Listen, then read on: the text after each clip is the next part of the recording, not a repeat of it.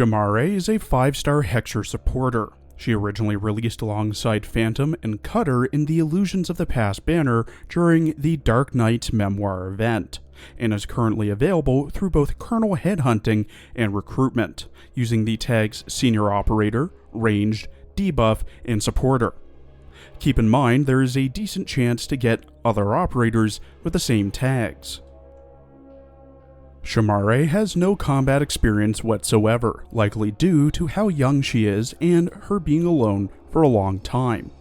She stands 138 centimeters tall, was born on the 29th of October in Syracuse, and is of the Buffalo race. In her archive files and promotion record, it's noted that the island where Shamare was found is believed to be a cursed, nightmarish place where the boundary between life and death is thin, and unspeakable pain haunts all who dwell there. Stab wounds, burn marks, and madness with no known cause.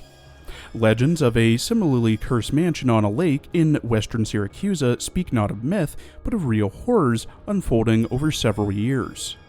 Those who returned from that forsaken estate brought only a traumatized girl, kin to the island's master, and a few mute attendants.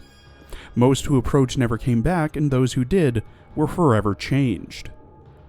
The island's curse stems not from the supernatural, but from a high concentration of originum just beneath the surface, which unknowingly awakened powerful, uncontrollable arts in a young girl named Shamare. Prolonged exposure through water, food, and wounds worsened her condition, leading to chaos mistaken for a curse. Though the locals eagerly cast her off as a plague god, she's still merely a child, victim, not villain. Now receiving care aboard Rhodes Island, and her conscious-altering arts demand careful study and compassion, not fear. Shamare, quiet and distant, speaks mostly through her doll, Mort, and shows odd interest in speech that puzzled the medics who first met her, who themselves originally blamed oropathy. However, it later became clear that her behavior stemmed more from mistreatment than illness. Her attendants, though initially sympathetic towards Shamare, grew resentful under the pressure from the nearby fearful and judgmental town. They were seen as accomplices to the evil that was Shamare, and they were shunned, with their fear bleeding in to their care. In the end, Shamare's environment and isolation shaped her far more than any disease ever could.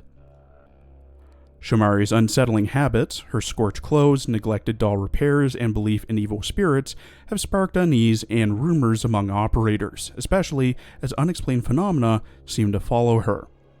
While her behavior may stem from her potent, poorly understood originum arts, it's crucial not to hastily label these events as curses. Rationality and calm observation are vital to her care and education. Still, inconsistencies between her case and the Syracusan legends hint that the full truth remains elusive, perhaps far beyond current understanding. Though Shamare's tragic past evokes sympathy, the more researchers study her originum arts, the more their curiosity begins to eclipse their compassion.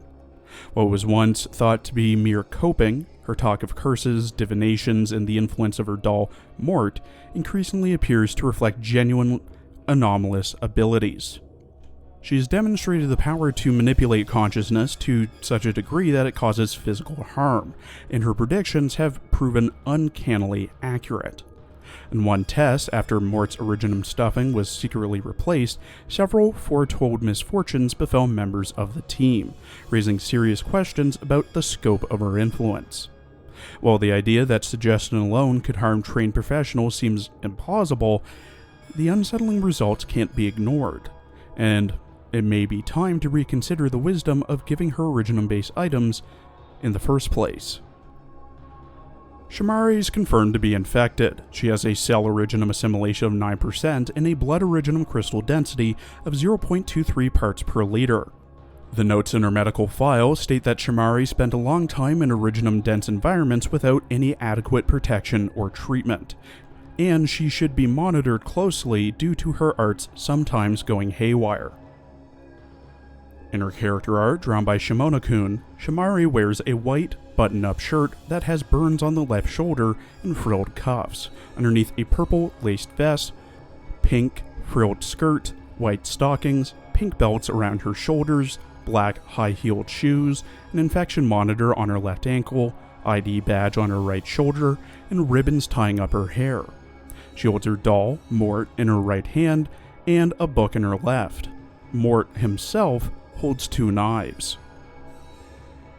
In her voice lines, voiced by Akane Fujita, who also voices Komali Harcourt in Mobile Suit Gundam Gux, Megami Uda in High School Fleet, Rene in Grand Blue Fantasy, Yukari Mizumoto in The Idolmaster, G36C and FN57 in Girls Frontline, Sucrose in Genshin Impact, Shangri-La and Baton in Azure Lane, Impa in Hyrule Warriors, Miyako Tsukiyuki in Blue Archive, and Troni in Nikkei.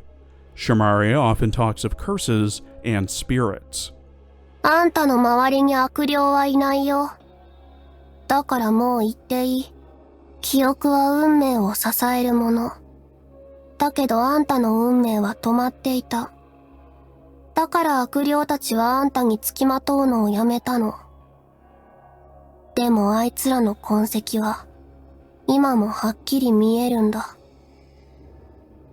ドクター、私の言葉は聞き流さない方がいいよ。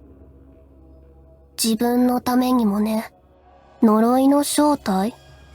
モルテの中身が何か見てみたい。ダメ。少なくとも今はダメ。モルテだって痛がるから。そう。モルテに痛い思いをさせた人は、自分も泣くほど痛い思いをするの。嘘じゃないよ。モルテがいるから、私には感情はいらない。だけどみんなに褒められると、なんだか変な気持ちになる。それにモルテはこの感情を持っていこうとはしないから、ちょっと不安っていうか。このままで大丈夫？本当に？じゃあ、一個。ドクター、これあげる。モルテの分身よ。ちゃんと肌身離さず持ってて。呪い？違うから。ドクターが持っててくれたら、ずっとドクターのそばにいるのと同じだから。ダメ。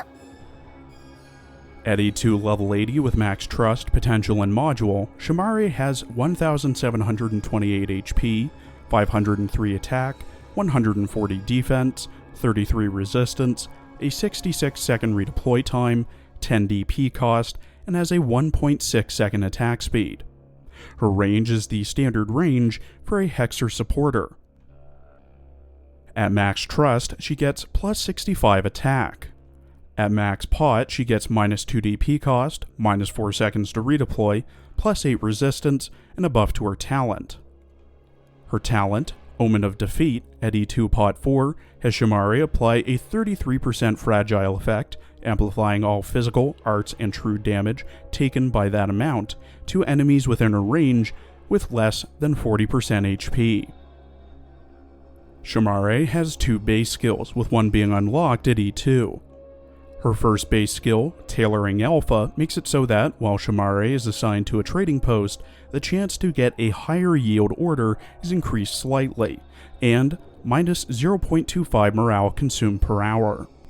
Her second base skill, Whispers, when assigned to a trading post, makes it so that the order acquisition efficiency contributed by other operators is 0, but each operator increases the efficiency of Shamare by plus 45%. But she also consumes plus 0.25 morale per hour. Shamare's first skill, Malediction, gains SP over time and is automatically triggered. All levels start with 0 SP and have infinite duration. Level 7 needs 78 SP to proc, while M3 needs 70. At level 7, Shamare gets plus 40% attack, and the damage amplification of her talent is increased by 1.5 times, raising it to 53%. At M3, it's plus 60% attack and her talent is increased to 59%. Her second skill, Cursed Doll, gains SP over time and is automatically triggered. All levels start with 10 SP and last for 15 seconds. Level 7 needs 40 SP to proc, while M3 needs 30.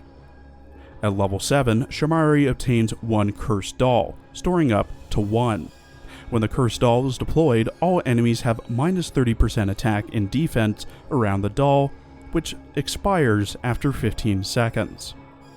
At M3, it's minus 50% attack and defense. Shamare has a UMD-X module named Fabric Apples, which makes it so that Shamare applies a 10% enfeebled debuff, which reduces the enemy's attack by the same amount to targets for 2 seconds. At module level 3, Fabric Apples gives Shamare the new talent, Bad Tidings Wake, which makes it so that Shamare is less likely to be targeted after 10 seconds. She also gets plus 30 attack and plus 35 defense. To unlock and fully upgrade this module, you must have Shamare at E2 level 50, have 100% trust with her, have your own Shamare use Cursed Doll a total of 10 times during battle, 3-star stage 6-5 deploying your own Shamare and having no other supporter ops present, have 6 module data blocks, 20 data patching strips, 8 data patching devices, 3 Keaton colloids, 4 cutting fluid solutions, 5 crystalline circuits, and 150,000 LMD. Shamare is one of the few 5-star operators I actually consistently use, and would decently recommend using her primarily due to her talents and her S1. Starting with her first talent, applying a fragile effect to enemies isn't anything new, as other supporters such as Suzerain do it by attacking. Shamare has a leg up over her, however, because the fragile effect is applied passively to enemies within her range, which is a total of 16 tiles. This effect allows the more damage-focused operators to have an easier time dealing with enemies, since they take up to 59% more damage. Her second talent is a nice bonus, making her less likely to be hit by enemies. I primarily use Shamare's S1 for the increase to her talent, as previously mentioned, making the fragile effect 59% instead of 33% when at Mastery level 3. The attack bonus is nice, but not the focus, since Shamare isn't really a damage-focused operator. I don't use her S2 as much compared to her S1, but the reducing the attack and defense of bosses or stronger enemies can be really helpful. The same goes for the trait added by her module, giving Enfeeble to targets hit. As always, Shamare isn't without her downsides. Firstly, the fragile effect from her talent is only applied to enemies with less than 40% HP, meaning that they're already half dead before she begins to weaken them. Next, her S1 has a very long wind-up time, with the shortest being 70 seconds without any outside support. The Enfeeble from her module is only 10%, and being less likely to be targeted by enemies can be really easily bypassed for free by not deploying her last. Overall, Shamare is a nice unit to have, as she can make life easier in some situations, but she's not really essential to raise like some 6-stars are. Medium priority to raise. Thank you for watching. Please follow my Twitter and Blue Sky for updates, and please check out my other Azure Lane and Girls Frontline videos as well. Come back tomorrow for next week's character and story teasers.